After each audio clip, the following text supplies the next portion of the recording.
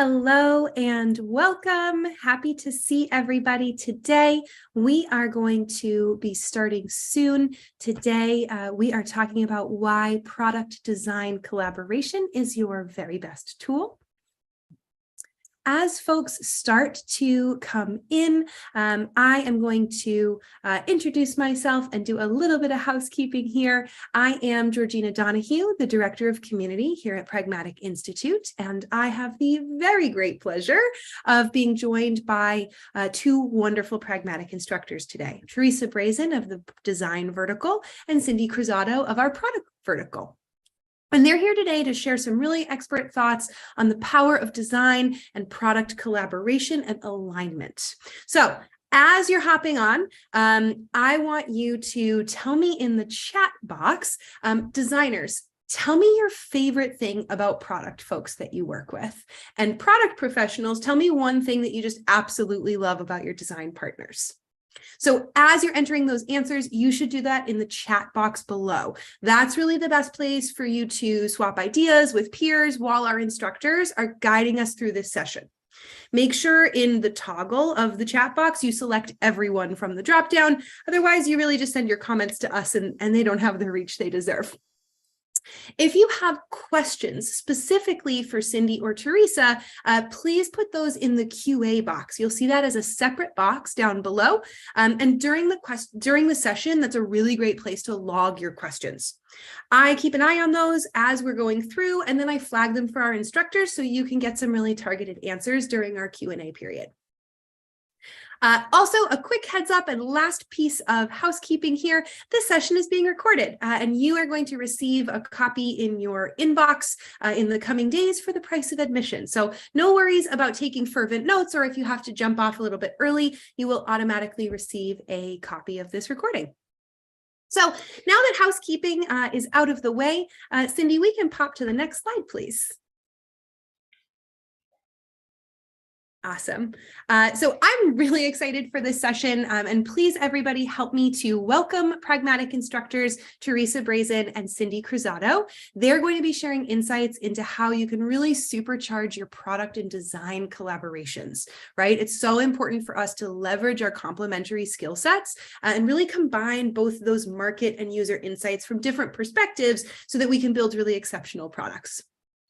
Cindy and Teresa are an absolute blast, and in addition, they just casually bring over 40 years of combined experience to their role. So they have led product, design, creative leadership teams. They've really done it all, and they have a huge passion for creating solutions that satisfy and delight users, really address market problems, and achieve business objectives. So they're each really dedicated, and if you've ever had them in class, you know this already. They're so dedicated to helping others build strong bridges between product and design teams so that you can create really intuitive and innovative products. So that is more than enough from me. Welcome, Teresa and Cindy. I really can't wait for our group to hear from you. I always love hearing from you. So I'm going to pass the reins right over for you to further introduce yourselves and share more.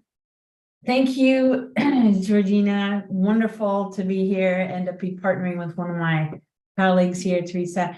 I teach the product curriculum and have been in Pragmatic now for 6 years. That blows my mind that it's been 6 years. But before that, working in financial technology, meteorology, education, and everywhere, working collaboratively with design. So I'm excited to get into this conversation and share some of the product lens for sure on this whole topic. All right. And thanks, Cindy. I'm Teresa Brazen. I am also an instructor for Pragmatic, and I teach on the design side. And I am also a leadership and executive coach. I work with design leaders and leadership teams. And I come from the world of design. I worked in 3 different agencies, I've both been on the project side of designing, working with design teams, but also on the education side and teaching the craft of design for many, many years. So I'm super excited to be here because Well, we'll get into it more, but collaboration is super, super important in the world of designing products and services, which you all know, but we're hoping that we will shed some new light on what that could really mean for you. Awesome. All right, well, let's dive right in. And let's kind of tee up the topic, why we really believe the collaboration is the most powerful tool for product and design teams. And, I'll kind of kick this off by sharing, and I've seen some of the answers to that icebreaker question up here. From a product perspective, when we think about the ask that we are asking our design teams to kind of help facilitate thinking about solutions, there's a lot of context, there's a lot of information that we are responsible for bringing to the table, kind of the why, the what the problems are. And the more we do that in a collaborative way, the less of a shock it is to the system, the faster we actually start to move through everything. And we'll get into some of the details of that today, but I've seen firsthand how working collaboratively with design to get that grounding in the market and do some of that research together has really improved our efficiency and moving forward. It is a superpower, in terms of knowledge sharing, but it also inspires and results in a really collaborative, team effect. I don't know, Teresa, what you want to add to that? Well, I was thinking, I always like to define my terms, even collaboration, because, if you think about collaboration as it's a practice, basically, where groups of people decide to work together toward a common goal or purpose, and in this instance, for the sake of some kind of business benefit. Collaboration is a requirement of the work that we do. We all know that. But so you can either collaborate reluctantly and have a really difficult time, or you can collaborate or you can embrace collaboration. And I was thinking about what are the qualities of good collaboration. And there's communication, which includes feedback, but there's also trust. Building trust with our partners, a safe space where people feel like they can share ideas openly, accountability, right? Which means personal responsibility. We're all bringing our A game, and also flexibility, which I think we'll probably get into a little bit later, because projects change and we need to be open to the ideas that our partners are putting on the table. There's also respect for the partners that you have, and also the ideas that they're bringing to the table. And I would add a dash, in the best of worlds, positivity. So being willing and able and interested in collaborating, as opposed to focused on the friction that is also going to be inevitable, and supporting and celebrating one another along the way. So it sounds idealized, but I think what we're going to be getting into is how do we do that? How do we help ourselves get there? And you made me start to think about, the consequences of not doing this is another way to think about this too. Yeah. You get into that black box thinking where we're less transparent, we're maybe doing things redundantly when it comes to these roles in product and design. There's a lot of similarities. There's a lot of commonality, and we can result, if we're doing more black box thinking here, not collaborating, we can ultimately be resulting in inferior product outcomes, right? Putting the wrong products in the market, or products that are failing to meet expectations. So just a lot of reasons why this is so important. Yeah, and I'll add one more thing too. I think the thing I worry about in environments where there isn't good collaboration is that ultimately what happens is you don't leverage the expertise of everyone. You're leaving all these superpowers on the table because people aren't talking, and they're not realizing where one another could be contributing, or where you could be contributing together. And we don't want to do that, because and I know the key to really innovative ideas, a key to that is leveraging a diversity of ideas and the talents of a whole group of people, not just part. Yeah. Yeah, absolutely. And I, as we go through, some specific areas here, these are meant to kind of just show a little bit of where the power of collaboration is really driving. But, from a product perspective, we're looking to solve problems, and that means come up with solutions that result in business benefit. And one of those is help us stand out in the market, give us competitive advantages. Not just fill gaps in our portfolios, but actually drive innovation. And it's through collaboration that we're going to learn what those things are so that we can make the right choices, make the right decisions. And when we start to do that, the goals, the metrics around our products that we're striving to kind of hit the nail on the head with, better usage, better adoption. We're going to get there when we understand our market better and we understand what they need so that they're going to adopt it. And that's what we call the human-centered approach. When we bring that context of problems and personas into that innovation discussion with design, we're helping to achieve that adoption goal. But along with that comes, some small but mighty additional benefits, and that is satisfaction grows when we're working with a solution that actually helps us with a task. It's a remarkable product that people actually want to use. That's going to translate to people wanting to buy more product, to work with the products longer, renew them. That's going to translate to them recommending it to other parts of our market. And so, from a product perspective, these are things that we're watching, we're striving for, we may be even being judged on, and we're going to get to these through collaboration with design. Mm-hmm. Yeah, and I personally am really my personal mission is to help design teams thrive within organizations, right? And collaboration is a big key to that. And what I think when that's working really well, what happens is something I was speaking about before, there's an opportunity for design to fully flex, right? And some of the skill sets that they can be bringing to the table are not. I think there's a lot of organizations where sometimes product management doesn't even realize ways that design could be supporting their work and supercharge what they are trying to do. So, for example, design is really, design teams are really good at understanding human behavior and goals and pain points.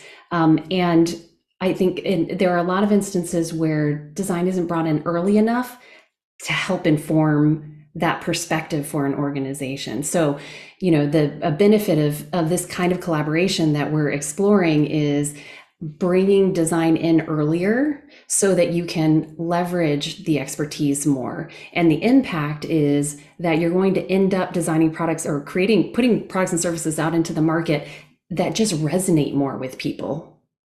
Right? Like, not just that people will buy them, but they use them a lot and they love them and they advocate for them. And you can't do that without a really healthy understanding of your audience. And that's one of the superpowers of design.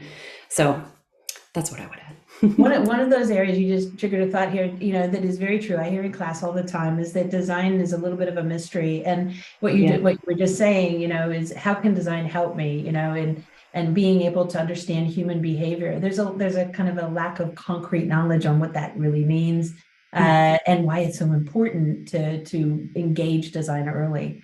That really resonates.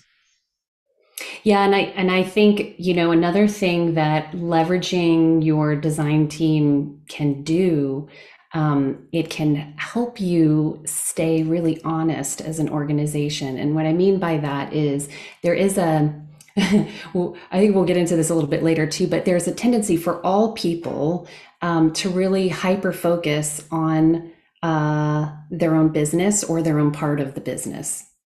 That's just a natural human tendency.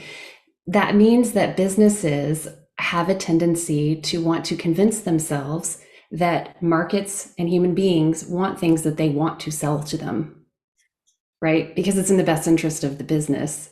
And if you're leveraging your design team well and the tools of design in collaboration with them, those tools help you to keep that in check. And it's important because it doesn't matter how great an idea is from a business perspective. If people won't buy it or use it or advocate for it, it's going to end up dying on the vine. Yeah. Yeah. And where design thinks broader about experiences too, it really starts to keep us consistent as well. Mm-hmm. So let's get into the steps, right? We talk about these all the time, but what are the first steps to supercharging products and design collaboration? Love that. Well, first of all, some of the things we've talked about already, when we think about getting to know your designers, and recognizing that, honestly, we come from the same understanding.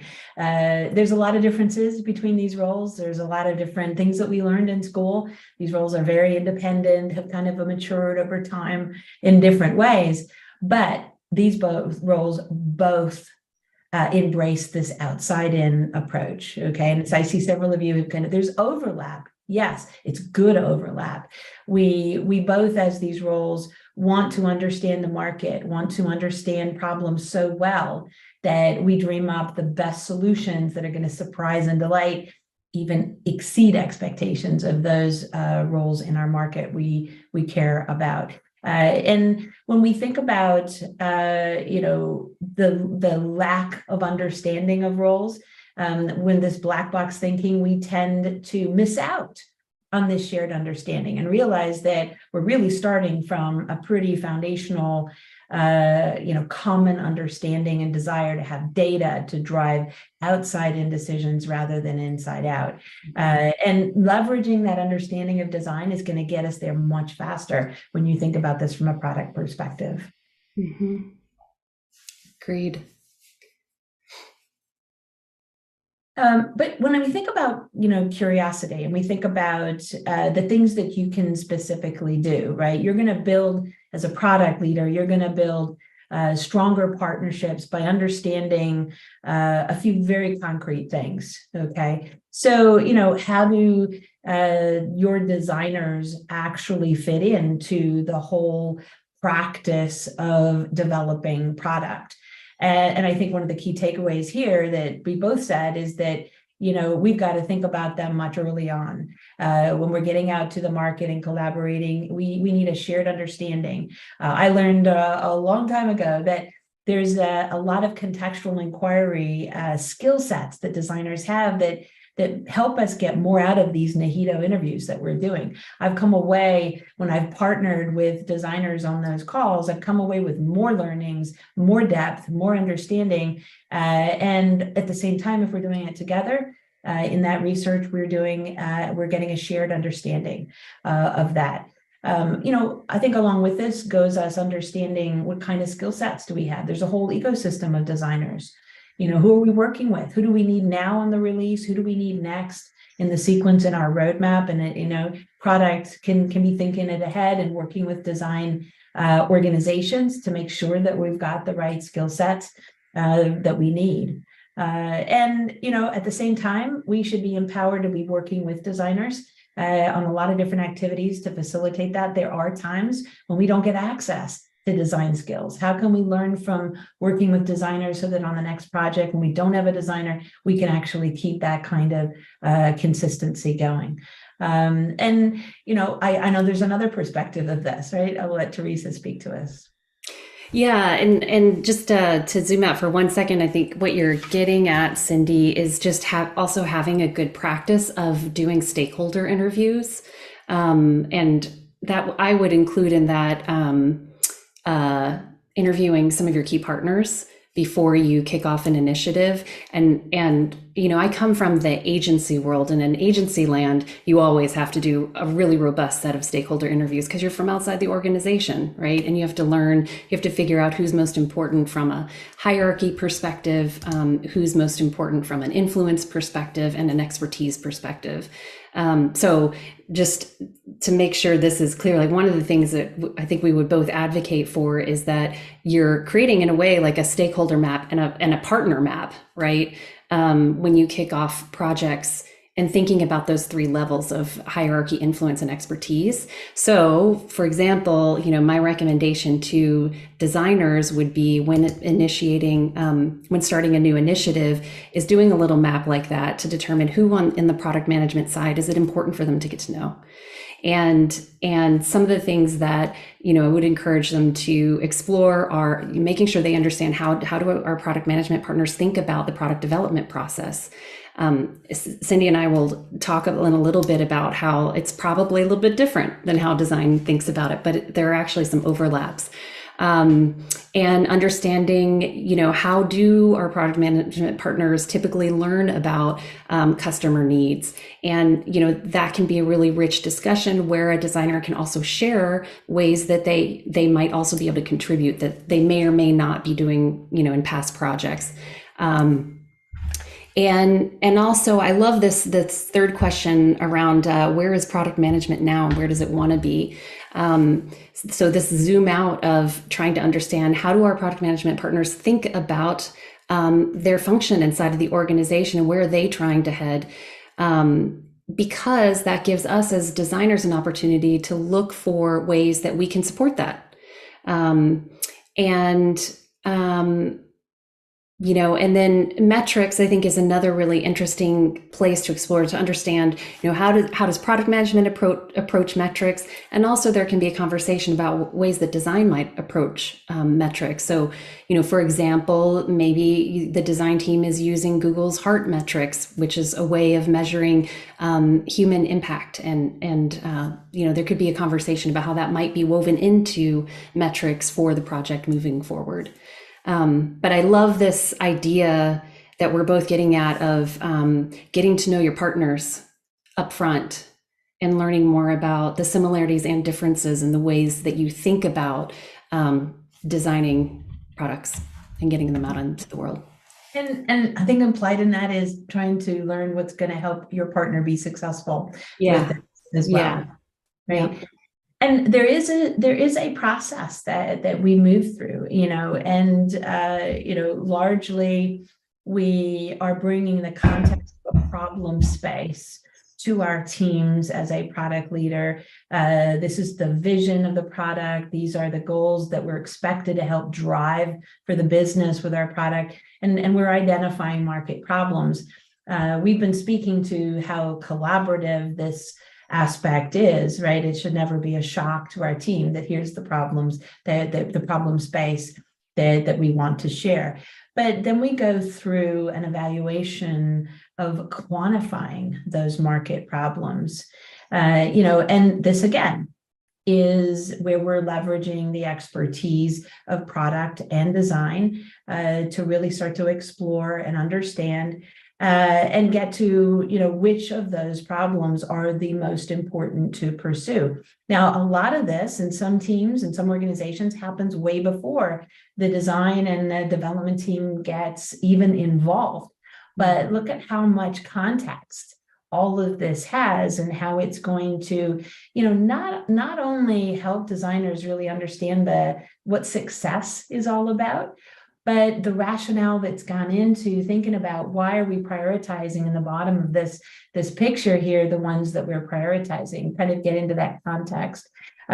We are treating our designers as a partner if we're involving them. They're seeing the magic behind our curtain of how this process works.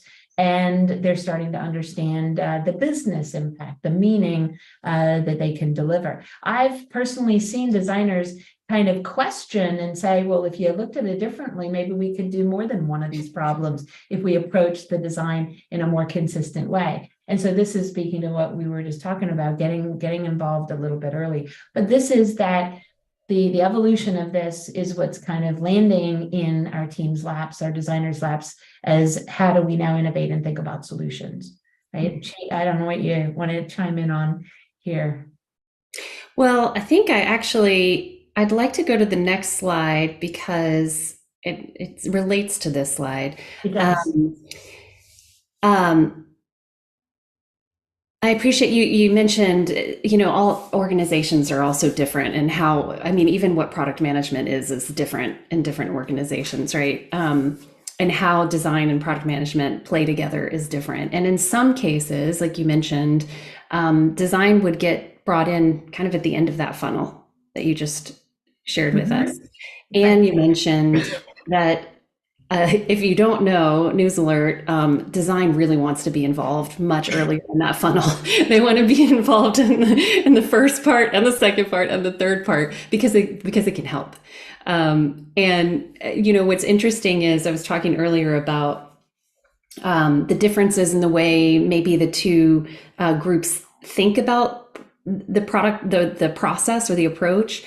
This double diamond, if you aren't familiar with it, is in general how most design teams think about designing products and developing them. And it came out of the British Design Council. And there's a few, and I'm going to describe it quickly, but then make sure that I explain the relationship to what you just saw a minute ago. There's these two diamonds, and the first one is focused on strategy. So design's doing research to understand, and maybe in partnership with product management, again, depends on the organization. But in an ideal world, design is a part of research, and they're using the research to understand goals, behaviors, pain points of the target audience. And then they explore, and then they hone in on, they define a set of problems that are real and meaningful problems for those human beings, and work with product management and other groups or entities in the organization to determine which problems are the ones that really should be focused on. What problems should we solve? I think there's a difference there. Sometimes that in product management may think of that as their space and their place to play, and design really wants to be a part of that too, because they're really good at all the things I've been saying. But once that is determined, then they move into the explore, which is about generating lots of ideas for how a product could be designed, or even multiple ways of approaching the product to solve for that problem.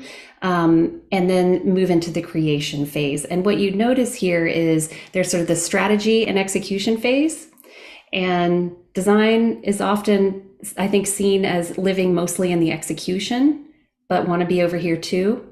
And can meaningfully contribute over here too. And also there's this divergent and convergent thinking that's a part of how designers work, which is going wide, generating or doing lots of exploration or generating lots of ideas and then honing in.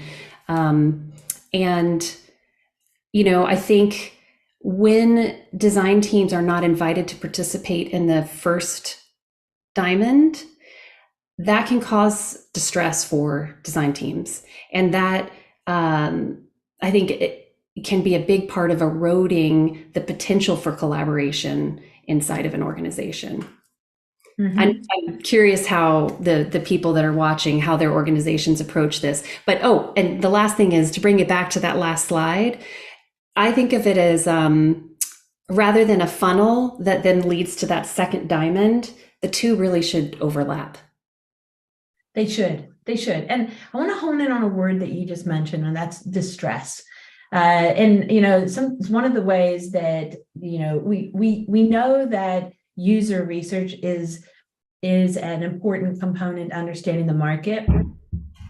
But who owns user research? Yeah, is a real stressful topic in the world of design and in product. And it feels like our role is defined by who gets to do Nihito activities, who gets to do these ride-alongs. Right. And what we're both saying here is that it should not be that way. It should be a common understanding. It's not who gets to do the interviews, it's who's understanding the market and how do we get a shared understanding of the market. Yeah. And just to bring it home a little bit, when Teresa says, designers really want to be in that left diamond, we've overlaid this with the pragmatic framework. So folks, we can broaden our thinking from just execution with design to say, as we are exploring the market, absolutely, how do we come up with a set of questions together that we can get answers to? How do we divide and conquer and go out and do the research or partner up on certain things? But it goes beyond that. it goes into how do we then prioritize and start to think about, the goals we're trying to get to. And you get into the focus and the business categories of the pragmatic framework. There are a lot of great activities there that we should be partnering with or getting input from both sides of this, so that we get to that vision and plan and we're of one mind. Mhm. That's Yeah. superpower, right? We're going to move faster in that second diamond when we have one common understanding. Well, and to throw a wild card in there too, I mean, I would even encourage you, if this isn't happening now, to consider bringing, letting engineering be a part of, or at least observe some of what's happening in research while it's happening. And it's for the same reason that you just said, this product design and development works best when everybody has a really cohesive understanding of who the target audience is. And they don't know it, they know it in a more internalized way. So when our engineers have that kind of knowledge, they can make better decisions when they're doing what they do. And same thing with design too. That's right.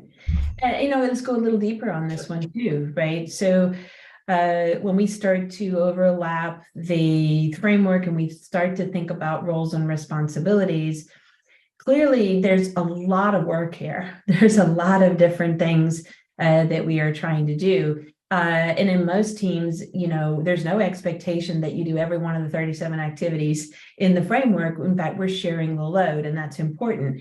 And so there's this clarity that we need to get into, which is who's owning what in terms of, the driver of those activities. And it's not so clear as to say that the what we do is owned by product. It's really driving it forward, but working with others to really start to collect the information to help us figure out what that is, what market segments, what problems, which personas. But then you get into execution, and there's a whole lot of different roles. The same thing applies when we get into execution. And what you see in this picture is kind of these different roles kind of being highlighted of who's getting involved most often in driving that collaboration. So, on the bottom of the framework, when we're really into the solution development, the refinement of different solutions and evaluation, we've got different kinds of designers, interaction designers, we've got architects, we've got visual designers, industrial designers, right? Participating in a lot of different parts of this conversation. When we get products and we start to drive them out to the market, we're doing testing and prototyping, and we're doing usability research, right? Different hats that we're wearing, different roles that are going to help with that. So we've talked a lot about the research, but this continues as we go through the execution of this as well. I see that we've dropped the Exploring Design ebook into chat as well for a little bit of additional context for you. So how do we get to this? All right, how can teams align product management and design approaches to product development? And when I want to broaden this from we're not talking just software development here. We're talking about services, maybe components as well. But there's specific things that we need to do in order to get to this space of a shared understanding. And I think one of the first things is, roles and responsibilities need to be clarified, but we have to let go of this idea of total ownership. Right? Just because part of our job description is to do user research or is to evaluate solutions or to evaluate innovation meetings. And I just talked about product and design there when mentioning those tasks. Just because that's part of our job description doesn't mean we unilaterally own it and nobody else has a say in it. And I think this is a mindset that in order to get the power out of this collaboration, we've got to go in there leveraging the clarity of job descriptions, but also figuring out how do we dig in and respect what people are bringing to the table, but also feel empowered and safe to challenge that and start to drive that kind of collaborative understanding. I know that in a very specific way, mapping the activities at a granular level inside some of the, the development of requirements, the facilitation of innovation, design sessions, and mapping who's going to do what, who's going to participate, who's going to kind of enable that, who's going to drive it, is getting to clarity so that we can actually get the job done with that. Capturing what the team needs to understand around driving that innovation process. It's not just writing a problem requirement that captures the problem from the persona's point of view, but it's also getting into facilitating the discussion. There's a lot of different ways that we do this. Experience mapping is something that I know that our designers are fabulous partners in kind of helping us get the most out of understanding where problems are occurring and kind of looking at it from different angles. But we need to make sure that we're helping them, set up the scenarios, getting access to the market so that we get that shared understanding. That's one tool, experience mapping. There are many others, I know, Teresa. Yeah, I mean, there's so ideation workshops, I think, which is sort of implied by this slide.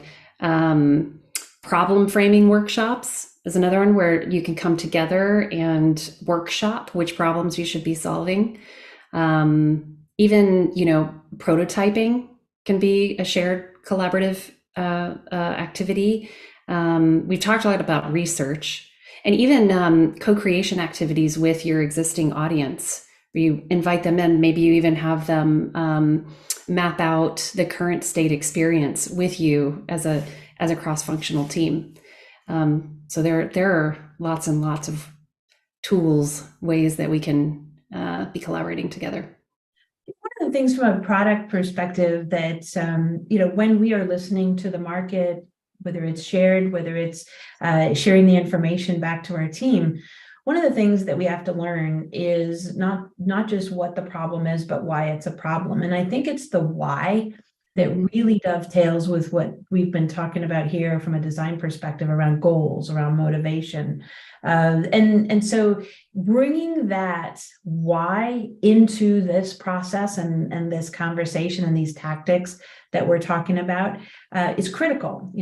What's the consequence? What's the negative consequence of a problem, right? Why is it so impactful? Why is it frustrating, confusing? What's the consequence of not getting a task done? I think that information is something that, if we're partnering with design, we're probably learning about it in a more detailed way, but we should definitely be bringing that to the table because it helps our teams really solidify their understanding of what is important and why it is important. It's easy to say why, but what does that mean, right? It truly means getting into an understanding of why not solving the problem is a really negative consequence.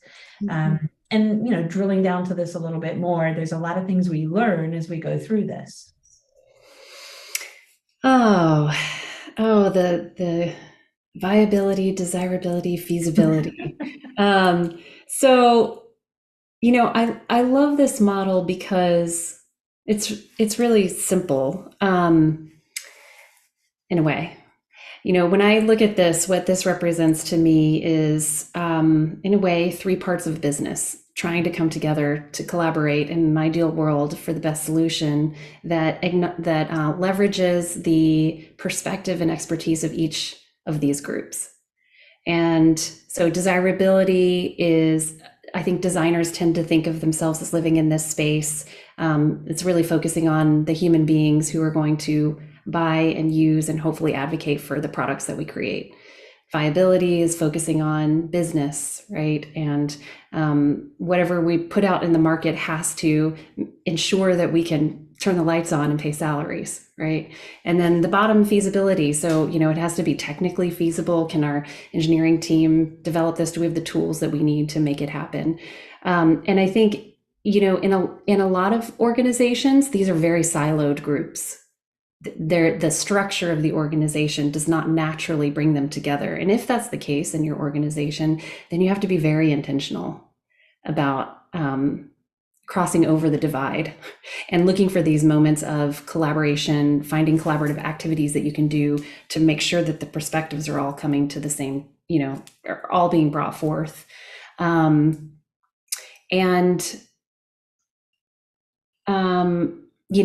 talked about this a little bit before. I think the other thing that whenever I see this, that it reminds me of is, we all naturally will orient toward the circle that defines our role in an organization. And if we want to be really excellent collaborators and really good product managers and really good designers, we're going to look for ways to get outside of that bubble in service of the shared goals that we all have, of having a thriving business. And tools like personas and scenarios, for example, I think are great tools for design tools that can be used. Well, I'm going to try not to put ownership on those. They can be used to help make tough decisions when you're trying to navigate this, right? Because what happens is nobody ever gets what they want. Right? It's never 100% what's right for the user. It's never 100% what's right for the business. And it's never 100% what the engineering team thinks we should be doing. There's a negotiation that happens at many, many points throughout a project, right? Mm-hmm. And just thinking back to where we started, the strength of our relationships is what helps us navigate that.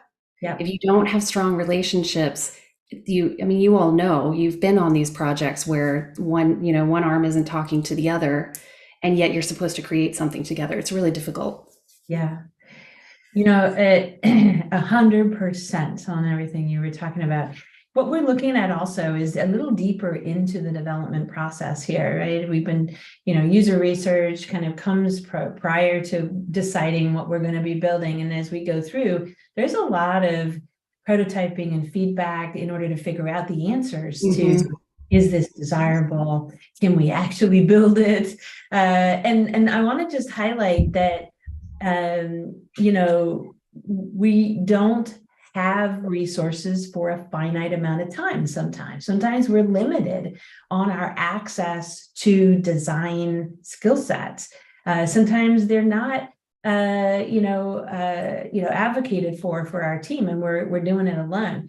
And so the way to stretch this common understanding is to be of one mind and is to have this gel of an understanding of the market, so that when design resources are stretched thin, that we can continue to go through and understand and work in this way, and step up to the plate as a product person and be the one getting out in the market and getting that prototype feedback, bringing it back to the team so the team can kind of keep marching forward. We have to pinch hit a little bit is what I'm saying here sometimes. And that doesn't happen unless we intentionally collaborate and have a good understanding of what we're trying to do. And any effective team is going to be effective because we've got the structure, we've got the roles and responsibilities figured out, but we also have a lot of trust that we can step in and we can do different parts of this and keep moving forward. So a lot of good takeaways here. I'll kind of take the first one here, but we've talked a lot about breaking down silos. Okay, maybe painting a rosy picture of where you're working towards, but it is a struggle for a lot of teams to build that culture, build that trust. We're never going to get there unless we intentionally figure out who we're working with, get to know our designers, and look intentionally at ways where we can get to this leveraging of outside-in thinking in a common place. That's called building and designing a sandbox of collaboration, and start small, but it's pretty mighty as we start to work through that. And I would say second point, I think we've talked about this in a bunch of different ways, but is both design and product management learning more about how each other work and your processes and approach and the possible activities that could be a part of the way that you move forward. And maybe on a goal I would offer is on each project that you do, try to use a new collaborative activity of some sort. so that you expand your range and your team continues to expand its range. And then I'll leave the last one to you because I think, Cindy, you said it really well earlier.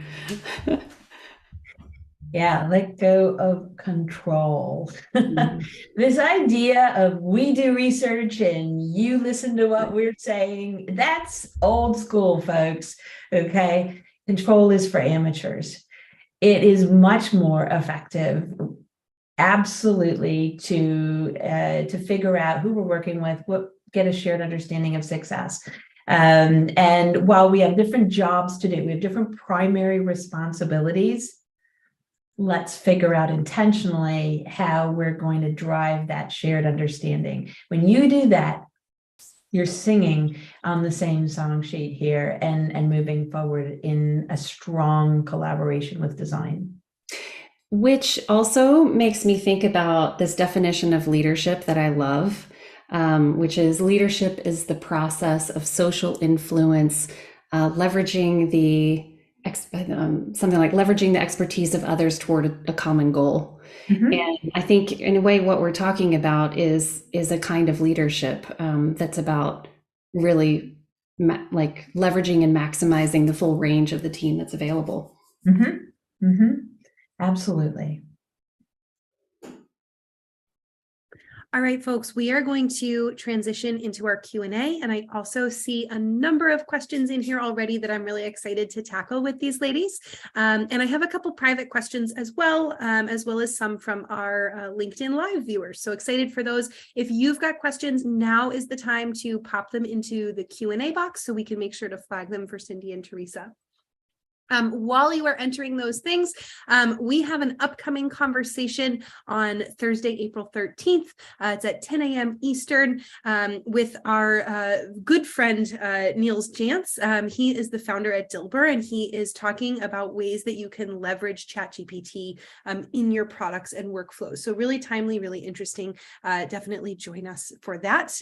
We are excited to have you there.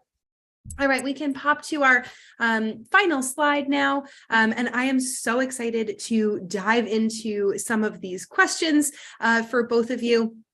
So the first one that I will pose is a little bit of a brainstorming or like a guesstimate question about some of the challenges with where design is brought into the process. So Teresa, you were talking about how design wants to be earlier in the process, right? And some of the folks that are joining us on this session through our LinkedIn Live broadcast asked, what are your theories about why this problem has kind of developed and why this trend seems to be around, right? And the asker said, for lack of a better word, why does this have such a perennial nature that it like kind of continues to be a challenge?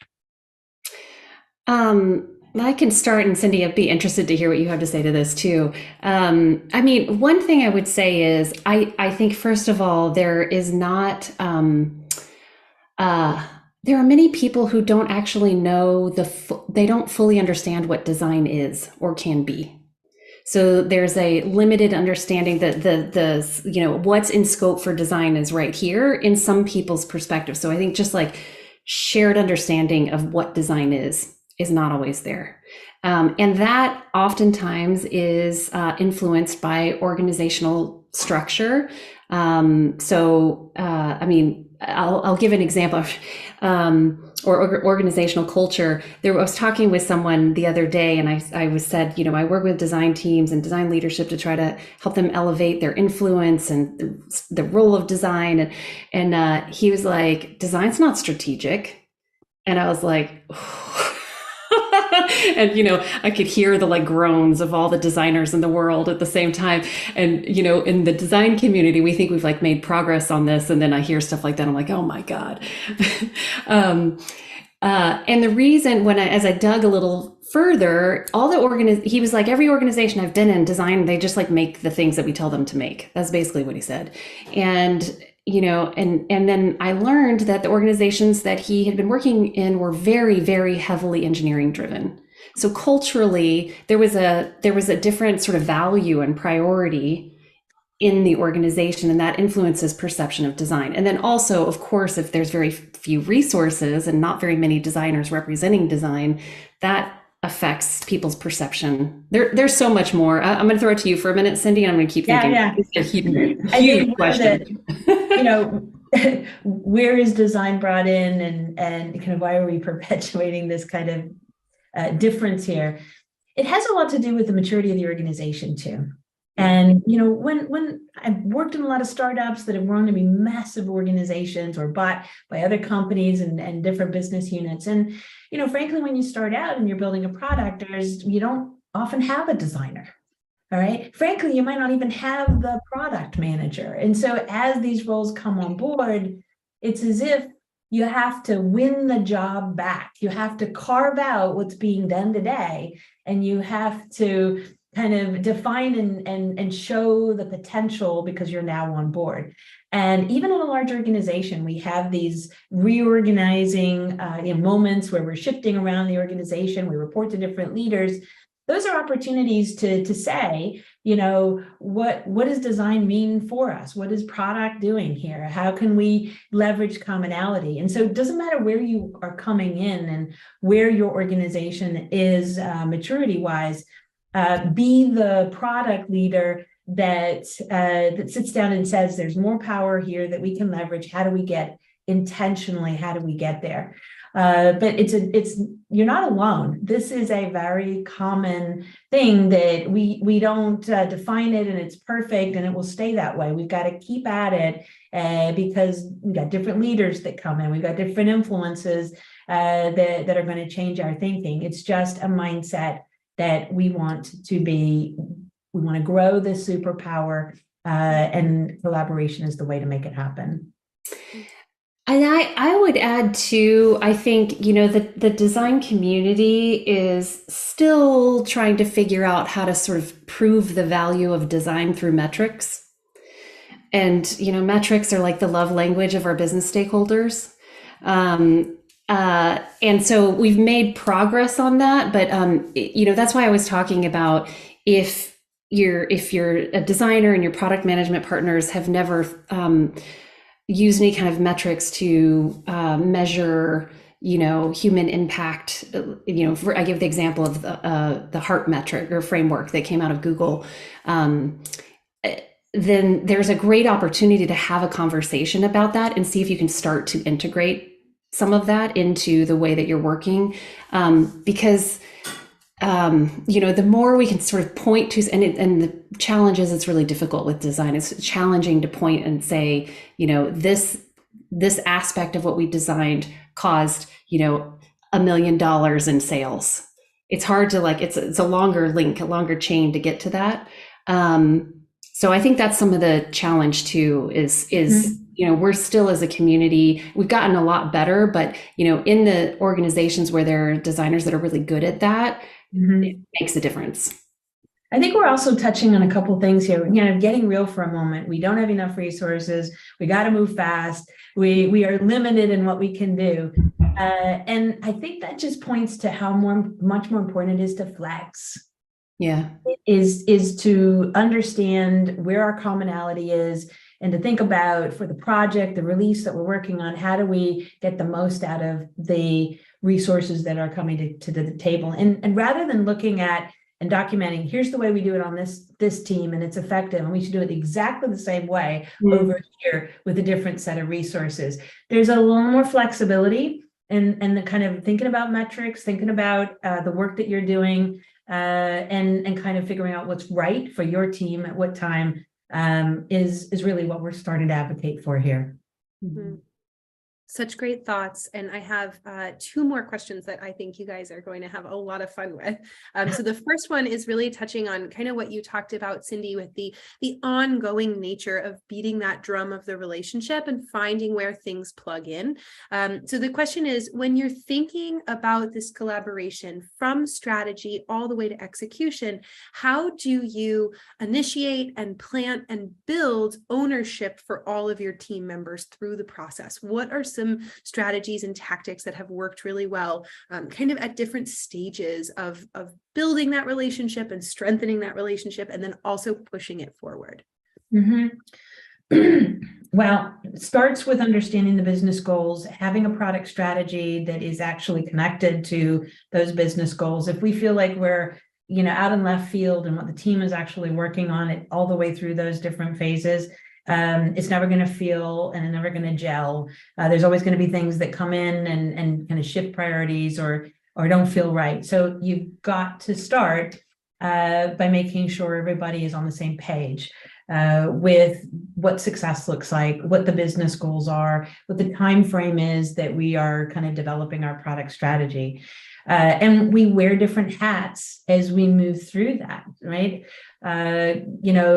We talk about in foundations the gap analysis, and it's one of the first things that I would refer to here is how do we get to that shared understanding of who's going to do what? When you can kind of eliminate the gray areas in roles and responsibilities, I think people feel more comfortable that they know what their individual roles are, but you also have to set those shared goals. And maybe it's at the release level, maybe it's as we get into execution, it's getting down into the phases, the sprints, and starting to break it down, but being the one that kind of connects all of those pieces of execution back up to strategy.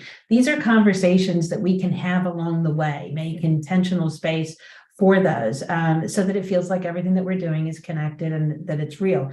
Now, when I say we, I mean design and product coming together and kind of sharing that responsibility kind of along the way.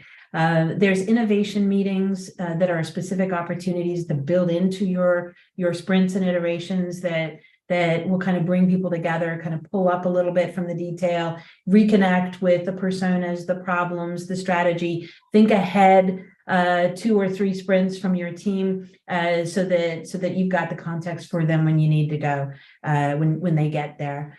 I think there's also a lot of shared responsibility here. You don't have to be the ones doing it all. But at the end of the day, getting very real, we don't have enough resources at all of these phases, so we have to divide it up. But if we've got a common vision on where we're headed, we'll actually get there. Mm-hmm. Yeah. And inviting participation at key points, right? Mm-hmm. Just, I think, in what you're, just human nature, when you are invited to participate and have a perspective, then you are more enrolled in whatever happens next, even if it's not what you wanted. Mm-hmm. Mm-hmm. But ownership is key, right? We all should be very clear what our primary responsibility is, and then look for the intention in that collaboration. Yeah.